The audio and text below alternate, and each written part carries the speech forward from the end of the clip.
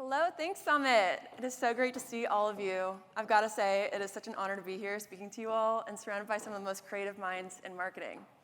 All right, raise your hand if you've already learned something that you just cannot wait to take back to your team. All right, I want to see more hands, so by the end of the presentation, I'm hoping to see more hands, but same here, and we're only a quarter of the way through the summit. It is truly something special when individuals from all over the country in all different industries and all different ways of thinking come together to learn something from one another. It's an honor of mine to be a part of, so thank you all. All right, for those of you I don't know, my name is Liz Beer. I'm manager of email development and innovation at Ulta Beauty. I know what you're all thinking. What is with job titles these days? Am I right? Just say you're in marketing.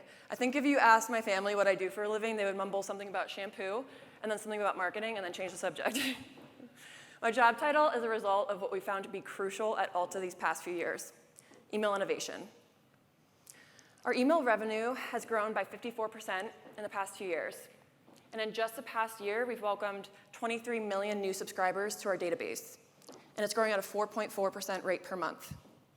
Email is the largest revenue-driving marketing channel at Ulta, making up for 33% of overall e-com revenue. These numbers are largely attributed to doubling down on email personalization, which is a necessity at this point. Here's why. We have 40 million members in our loyalty program, which drive 95% of our sales, and 88% of which are in our email database, which sits at around 35 million. 35 million is a little over 4 times the size of New York. Don't worry, I Googled it. So with a little over 4 times the size of New York as members in our email database, and even more non-members, we have the fun challenge of making each individual guest feel like we curated their experience specifically for them. Because Ulta Beauty is a brand for everyone, but we are marketers just for you, the individual guest. Now for the next 20 minutes, I'm going to be diving into how we've used data integrations to hyper-personalize our email campaigns, while, believe it or not, doing less work. What I want you to see is not just individual strategies to take back to your team, because we all come from different industries, so some of these might not directly apply to you. I want you to notice a pattern of seeing and using data differently so that you can, 1, put the customer at the center of everything you do. Consumer expectations have skyrocketed these days. The more that a consumer interacts with your brand, the more they expect you to know them, know what they want, and action off of that. I know I'm not the only one that has interacted a certain way on social media so that the algorithm learns me a little bit better.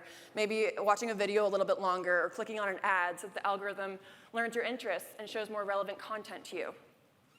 It's not zero-party data where the consumer is explicitly listing out their preferences.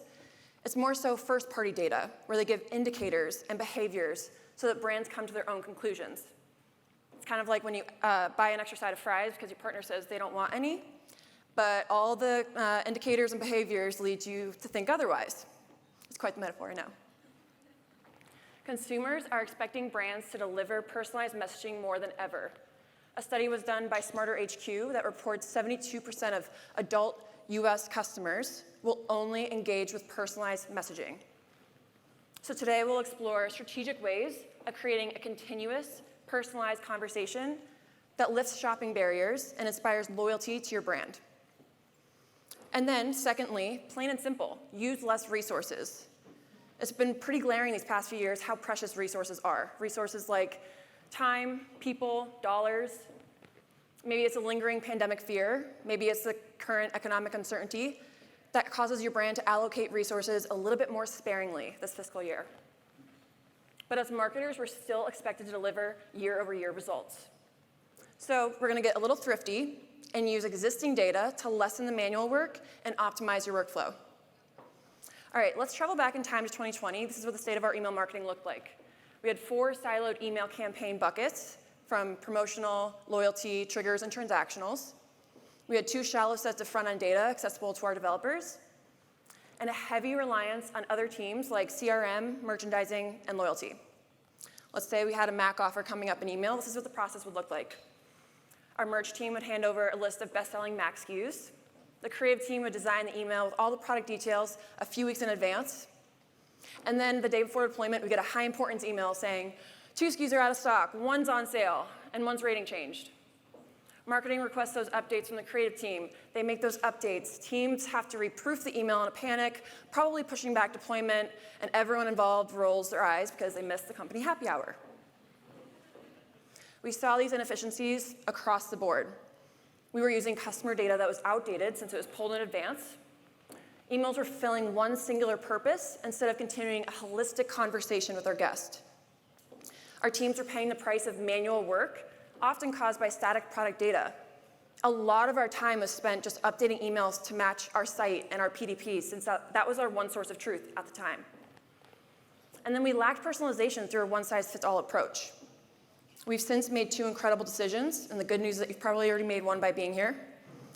First, we tracked down where the data lived inside of our systems and requested APIs to leverage them within email.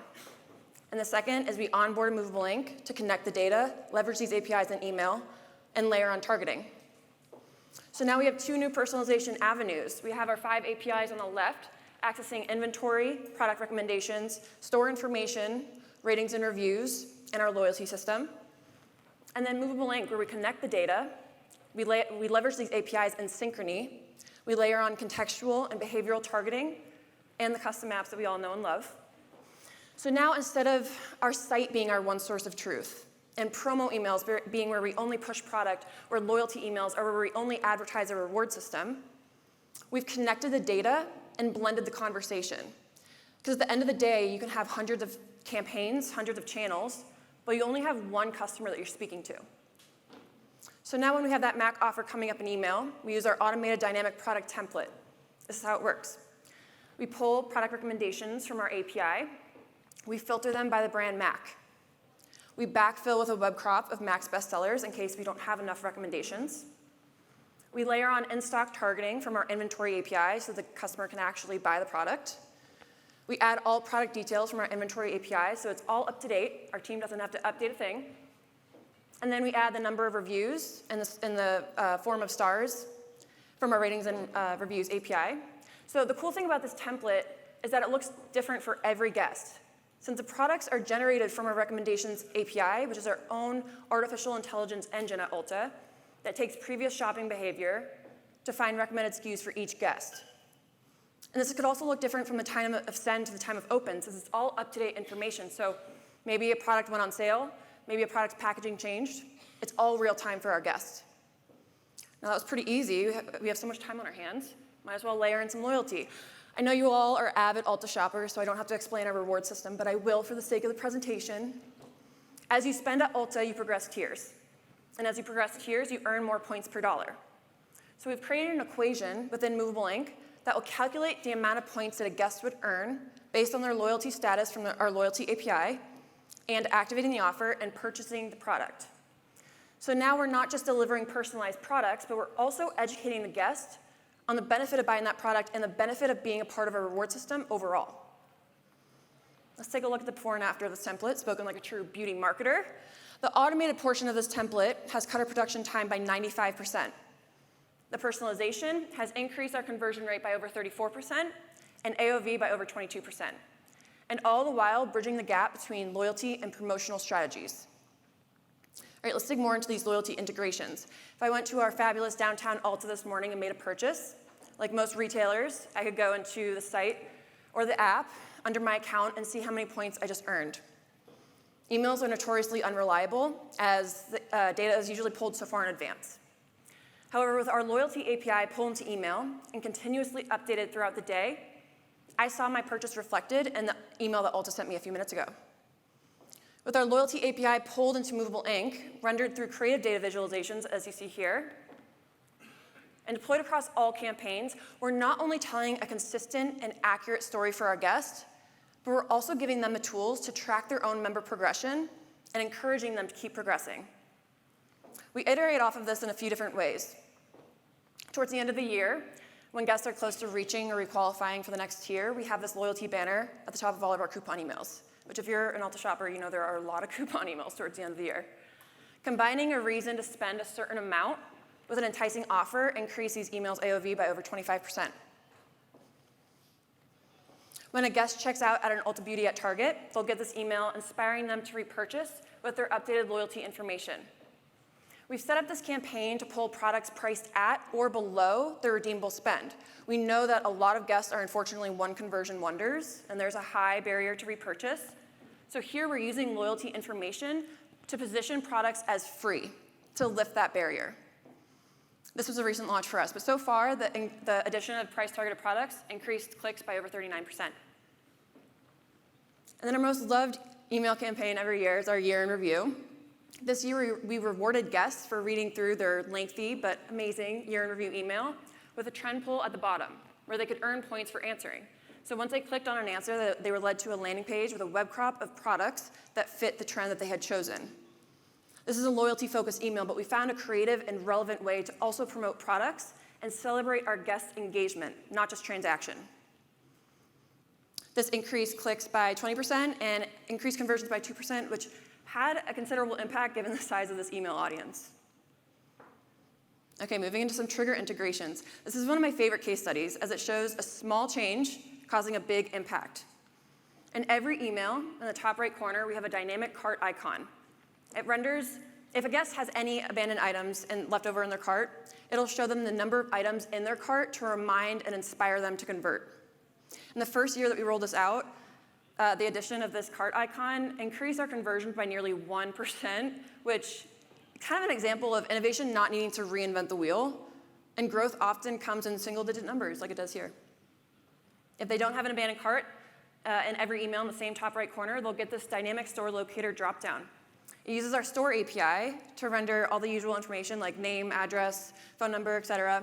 But what's really cool is that it uses Movablink's time targeting capabilities so that it renders the store hours based on the time of open. So if I opened this at noon on a Tuesday, it would show me what time my store closes tonight. And then if I opened it after store closing hours, it would show me what time my store opens the next day. It also uses the API to render what services are and are not available at their store. And as with any API, it stays up to date as stores open, close, and relocate. I'm sure we all have recently browsed or abandoned cart triggers, as do we. I encourage you to pull that content, the content that you know your consumers are engaging with, into other types of campaigns. Here we're pulling it into a promotional template. The logic prioritizes abandoned items and then recently browsed, and it falls back to our product personalization API. So as long as a guest has engaged with Ulta in some way, whether through the site or the app, these products will be personalized to them. And if they're completely brand new with no previous shopping behavior, it defaults to our best sellers, which you could easily do with a web crop. Okay, and then for our actual recently browsed trigger, we went back to the drawing board on this one about a year ago and reapproached each element of the email. We found some areas of opportunity outlined on the right here. My favorite update that we made is another example of a small change causing a big impact. As a personal Ulta shopper, I got a little tired of seeing the same subject line in this email every time I got this email, which I work at Ulta, so I browse the site every day. It's part of my job. I got this email as much as the trigger logic allowed, which is once every 5 days. Got a little redundant. So we decided to mix it up a little bit and rotate through subject lines. Now we rotate through subject lines once every 5 days to align with the trigger logic, to mix it up and to inspire more consumers to open this email. This new and improved recently browsed trigger has an increased click rate of well over 300% due to some of these improvements that we've made here on the right. We updated the headline to be dynamic based on 3 different versions. Up top is the on-sale version. We pass Movable the recently browsed SKUs. They ping our inventory API to see if at least one of them is on sale. If so, we render that version. If not, but the guest has redeemable spend according to our loyalty API, we call that out in our loyalty version saying, hey, we know that you browse these, and you also have redeemable spend, so why don't you use it on these products that we know you're engaging with? And then if both are untrue, we have our default there on the bottom. We also updated every product cut to be completely generated from the inventory API, so it's all up-to-date information. When something goes on sale, when we have a new product, everything is from our inventory API. All we have to do is pass Movable a SKU number. And then because we know this is a recently browsed trigger, so there is a reason why the guest didn't add to cart or convert. So under each product cut, we provide 3 different similar options as a SKU that they had browsed from our recommendations API. Okay, moving to some transactionals. We've recently launched an entirely new transactional email series, which was a project that was 2 years in the making and lots of gray hairs for Liz. You can see its transformation here. along with its elevated design, we added in tons of personalized store dynamics to our buy online, pick up in store emails to improve the guest experience. On the left, you see that we used to be forcing the guests out of the email to view their store hours and pickup options to the site because that was our one source of truth. We didn't have that information. We now pull that into email from our store API and use time targeting so that the store hours start at today and then tomorrow and so on and so forth. We also use the store hours up top in that pink callout that says pick up before 8 p.m. on Monday. Movable Inc. takes the pickup deadline for that order, finds the store's closing hour from our store API for that specific day, and then uses time targeting to render that message. So if the guest opened this email at noon on Monday, it would say pick up today before 8 p.m. If they opened it on Tuesday, it would say your order is expired. And then we also use the store API to render that map there on the bottom and navigate them to their store from Google Maps. The addition of the store API into our transactional emails has greatly lifted the information barrier that we previously struggled with and personalized the transactional experience for our guests. Okay, so you've heard me go on and on about our data integrations and how we've used them to personalize and automate Altus email campaigns. What does this look like for your business? Once I get off stage, I encourage you to pull out your personal devices and navigate your site or your app. Start noticing touch points and ask questions like, when I save this product for later, when I type something into the search bar and press enter, is that data stored somewhere in the back end? Start doing some research on where this data lives in your business. Start contacting the product owners and set up touch bases to see how you can leverage this within your channel. And then the most fun part is brainstorming all the different creative ways that you can use this data, which from my personal experience, the Movable team is extremely helpful with. Thank you all so much for listening. Please reach out if you have any questions. Thank you.